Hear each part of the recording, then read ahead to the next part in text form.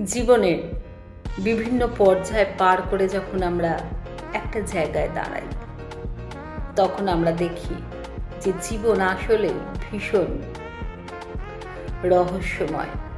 আমরা দেখি জীবন আসলেই ভীষণ বৈচিত্র্যময়। আমরা দেখি জীবন আসলেই ভীষণ রোমাঞ্চকর। জীবনের যখন সমস্ত পর্যায়গুলো আমরা পার করে আসি, তখন আমাদের কাছে জীবনের মানে পাস্ট ওয়েস্ট পেপারের মতো, প্রেজেন্ট নিউজ পেপারের মতো, ফিউচার কোয়েশ্চেন পেপারের মতো। আর আমরা যদি জীবনের এই পর্যায়ে এই জিনিসগুলো না বুঝি, না শিখতে পারি, না ধরতে পারি, তাহলে জীবন মুহূর্ত সময় নেয় না আমাদেরকে টিস্যু পেপার বানিয়ে দিতে।